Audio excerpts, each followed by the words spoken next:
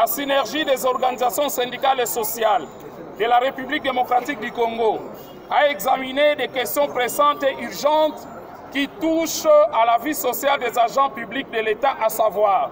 les enseignants, les médecins, les infirmiers et personnels de santé, les agents et fonctionnaires de l'État, les territoriaux, les inspecteurs, les agents et cadres des services centraux.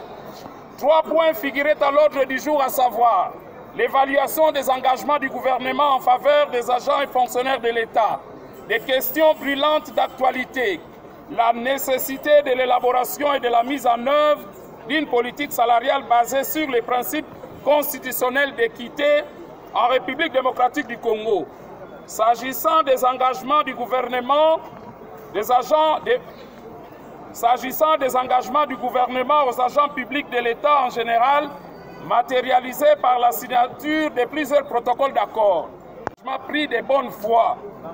le gouvernement s'active à organiser des commissions paritaires sectorielles qui coûtent énormément au budget de l'État, mais dont il ne s'évertue pas de réaliser des produits de résultats, devant répondre aux préoccupations sociales des agents publics de l'État en particulier et des travailleurs en général. Les accords signés à Mbwela Lodge 1, 2, 3, 4 et à Bibwa 1, 2, 3, faute d'être appliqués, n'ont pas amélioré la vie sociale des agents publics de l'État et cela a contribué au déficit de performance des services de l'État. Bon, la débâcle constatée dans l'organisation de l'examen d'État édition 2023 à la suite de la grève des inspecteurs et intervenants dont les arriérés des primes ENAFEP, TENAFEP, TENASOSPE, CNC, rédaction des diplômes n'ont pas été payés depuis bientôt 4 ans. Le non-paiement du barème des infirmiers convenu en 2022 et l'alignement progressif de 12 000 infirmiers suivant l'état de la trésorerie jusqu'à l'épuisement des effectifs. La mise à la retraite des enseignants en violation totale des droits fondamentaux de l'homme. Réunis en Assemblée générale ont déploré les inégalités dans le versement des salaires et primes, les recrutements illégaux et abusifs en violation des textes relatifs et cadres organiques fixés réglementairement, la tendance à valoriser le paiement des primes en lieu et place des salaires, le non-respect de la tension salariale, le manque de maîtrise des effectifs des agents de l'État. Toutes ces carences exigent l'élaboration urgente et la mise en œuvre à court et moyen terme d'une politique salariale basée sur les principes constitutionnels de l'équité qui contiendra les règles régissant la rémunération de l'ensemble des salariés et les règles de gouvernance. La mise en place d'un système de rémunération global qui puisse favoriser les principes du Code du travail à travail égal, salaire égal, en réduisant les écarts de salaire injustifiés entre catégories professionnelles et offrant des avantages sociaux uniformes pour tous, tout en surveillant les indicateurs de performance afin d'apporter des ajustements nécessaires dans l'enveloppe salariale des agents publics de l'État. Réunis en Assemblée générale, demande au gouvernement de convoquer les assises de la politique salariale avant les élections prochaines, d'engager des réformes courageuses réduisant la taille du gouvernement et autres institutions, de réduire et de rationaliser les dépenses publiques, surtout en matière des émoluments payés aux animateurs des institutions,